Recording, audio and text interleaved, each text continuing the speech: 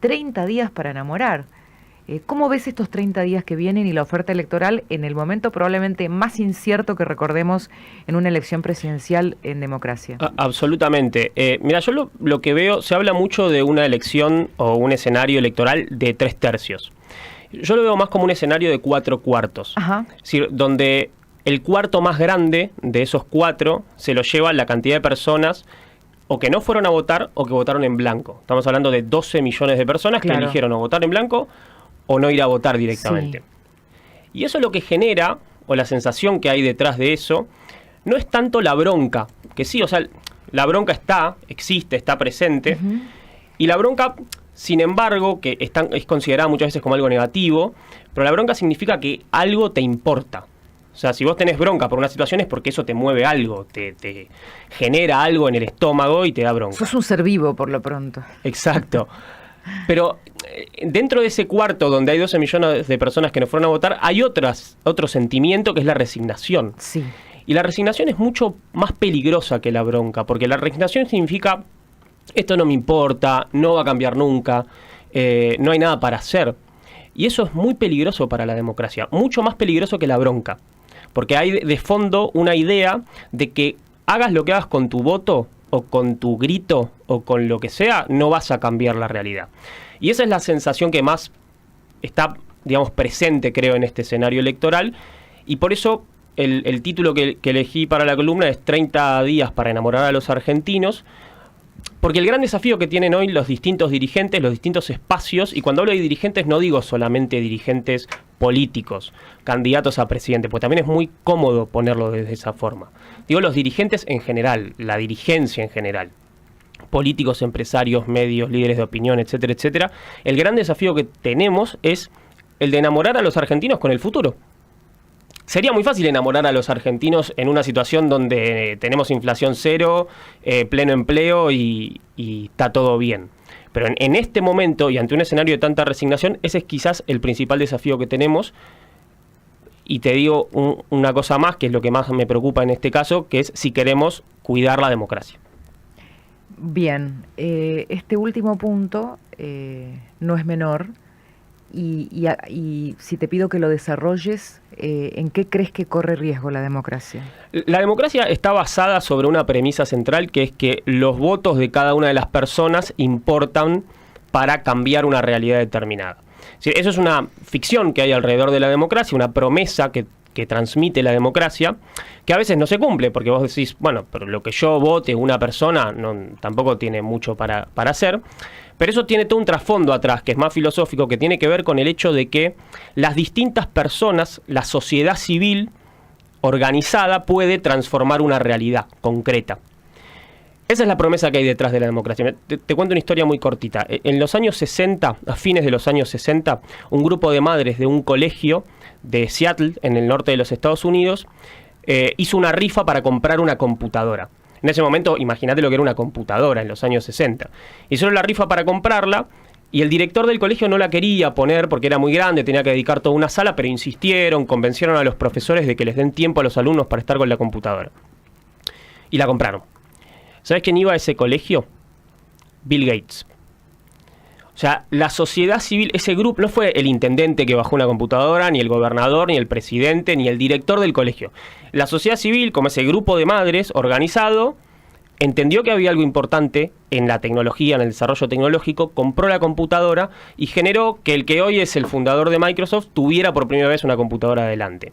Esa es la promesa de la democracia. Vos estás diciendo, sin esa iniciativa de la sociedad civil, no hubiera existido no hubieran existido las condiciones, claro, para que una persona con talento pudiera acceder a un instrumento que iba a permitir esa chispa de genio.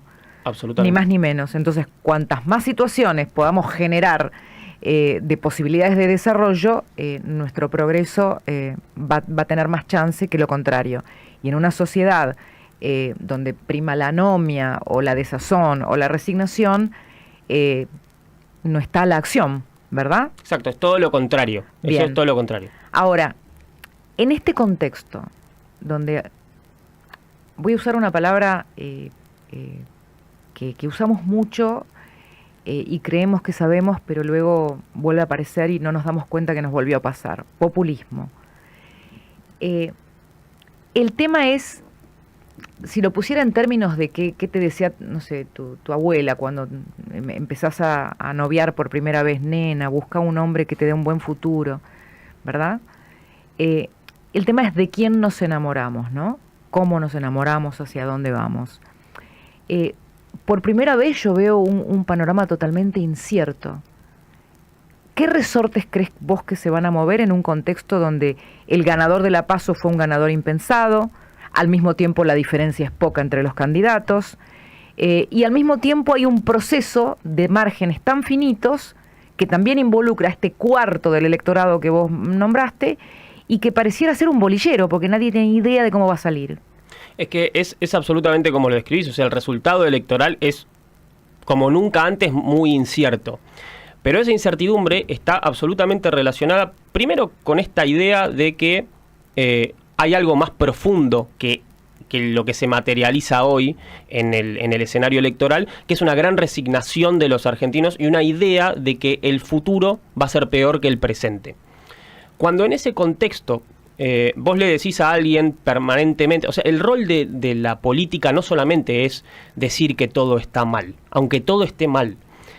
El rol de la política es intentar generar una idea de, no quiero usar la palabra esperanza, pero una idea de que ¿hacia dónde vamos? Exactamente.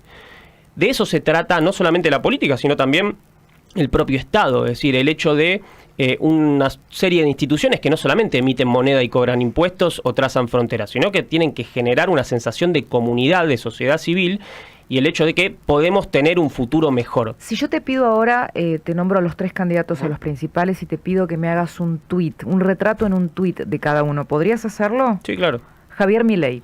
Javier Milei es un síntoma de la resignación de la sociedad y el enojo de la sociedad con la clase política. Patricia Bullrich. Patricia Bullrich es, creo, un intento de un sector del electorado de crear una centroderecha en la Argentina, que no sea una centroderecha populista, y creo que en ese sentido le está costando mucho ubicarse. Fue más largo que un tuit, perdón. ¿Y Sergio Massa? Bueno, y Sergio Massa yo creo que es la principal muestra de un sistema político que está agotándose. Es la principal muestra de la derrota política que tiene el kirchnerismo. Poner un candidato que es antikirchnerista. O por lo menos que fue antikirchnerista. Y que puede cambiar de idea en el próximo minuto también. En este contexto, ¿vos te animás a responder la pregunta de si hay balotaje, de quién va al balotaje? Porque hay gente que me ha sorprendido y la tiene súper clara, y gente que me ha sorprendido y me dice imposible la respuesta. No, yo creo que sería muy irresponsable y te estaría mintiendo, porque no hay ningún elemento que nos permita saber qué es lo que va a pasar, entre otras cosas porque no sabemos cómo llegar a esas personas que no están prestándole atención a la política. Mirá, el debate de vicepresidentes que recién estaban mencionando fue el evento político, si se quiere, de ayer. Uh-huh. Tiene hoy el video oficial de la transmisión en vivo en YouTube, tiene más o menos 300 y pico mil visualizaciones. En YouTube, el video largo. La entrevista que le hicieron hoy a la mañana a Messi tiene más de 1 millón. Un youtuber español que se llama DJ Mario, que presentó ayer como un nuevo juego de fútbol en la PlayStation, tiene 2 millones de visualizaciones. Entonces, la política muchas veces le está hablando a gente que está politizada, pero el resto de la sociedad eso lo ve en otro formato, en formatos distintos, que son, por ejemplo, los recortes en las redes sociales. O sea, la gente se entera de la política de otra manera, y eso lo que genera es un cambio en la dinámica que nos obliga también, y que obliga a la política también a ser mucho más directa en los mensajes, y en ese sentido mucho más populista, que tiene que ver con la pregunta que me hacías antes. ¿Crees que los argentinos somos populistas? No creo que seamos populistas. Yo creo que efectivamente en la Argentina hay una suerte de manía por las soluciones fáciles. Bueno, eso sería ser populista. Que ¿no? Tiene un sentido, tiene como una cercanía con el populismo, pero en realidad también tiene que ver con algunos factores que nosotros trabajamos en el libro que escribimos con mi hermano, con Mateo, que tiene que ver con elementos que hacen a la argentinidad. Dentro de esos elementos, por ejemplo, está muy presente la idea de la promesa incumplida. Es decir, esta idea de que en realidad alguien nos arrebató el paraíso en el que vivíamos y a partir de eso, digamos, tenemos que, todo el tiempo estamos tratando de volver a ese momento.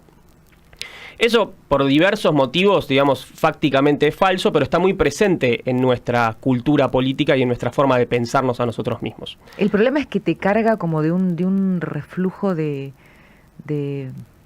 desesperanza, porque si das por hecho que la promesa se va a incumplir, es como que tus acciones van a estar determinadas por un pesimismo absoluto. Y generalmente hay un elemento que está detrás de eso que tiene que ver con el hecho de esperar que venga alguien a salvarnos, ¿no? Esperar a que venga alguien a redimir esa situación que antes teníamos y volver a llevar a eso.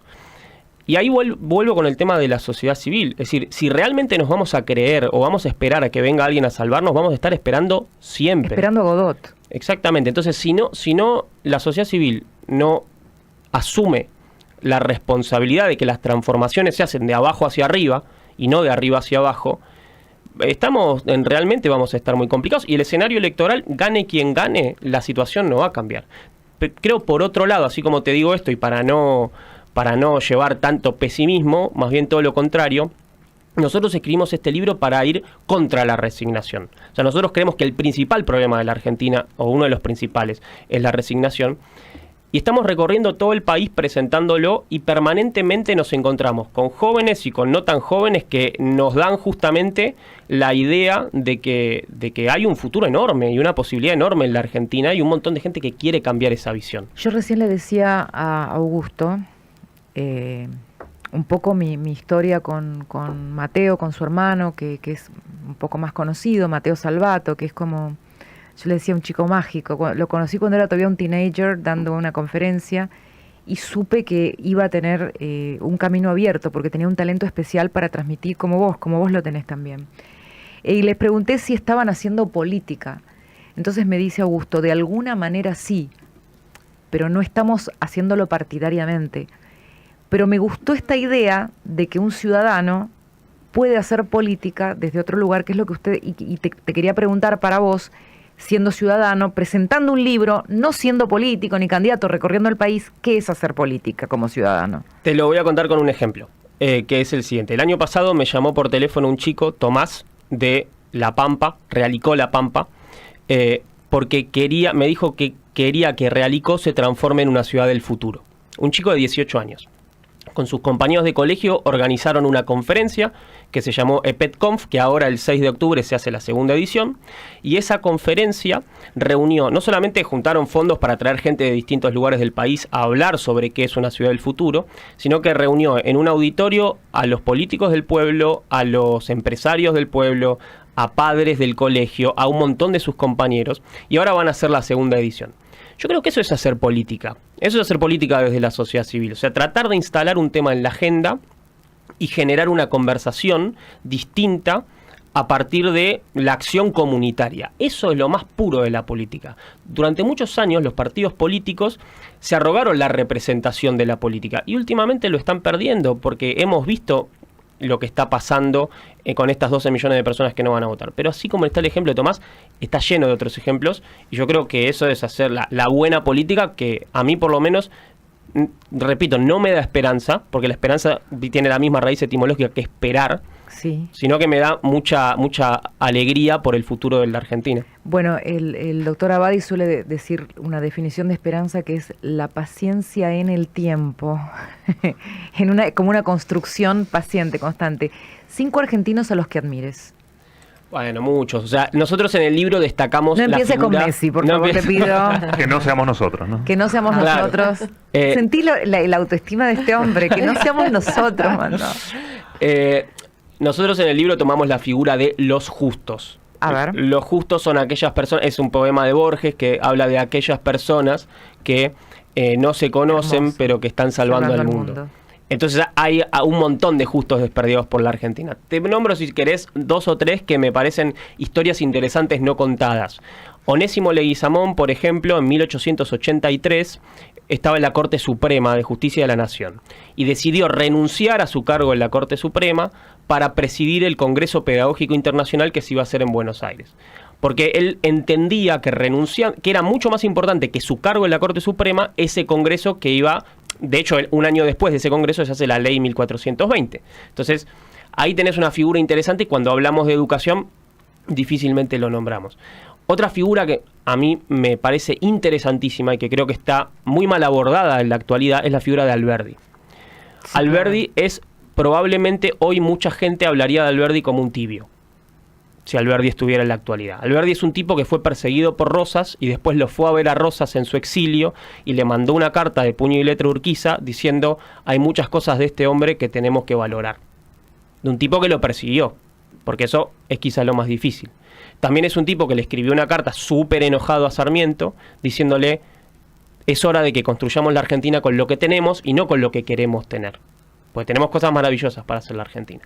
Entonces, figuras en la historia hay un montón. Perdón, sí. ¿Y del presente? Y del presente, además de los justos, no sé, te podemos hablar desde, por ejemplo, Gabriel Rabinovich, que es poco conocido, si se quiere, que hace años que está trabajando con una proteína que se llama la galectina 1, uh-huh, que sirve para el tratamiento de enfermedades autoinmunes o del cáncer, y según me cuentan, lo vinieron a buscar varias veces de Israel para llevarse su investigación para allá y decidió continuar haciéndola acá. Por ejemplo, tenemos ahí un caso de muchos de esos justos que hay muchos desperdigados por el país. Un placer que nos hayas invitado, Augusto, realmente. Por favor, todo mío, un gustazo. Un gusto. El libro de Augusto se llama País de Mierda, pero en realidad es una provocación, porque escribieron este libro con Mateo para llevar un mensaje esperanzador que tiene que ver con el poder que tenemos todos si nos hacemos cargo de ese poder. Es algo así, ¿no? Algo así, sí, absolutamente. Bien, gracias por visitarnos. Por favor, gracias, un placer enorme.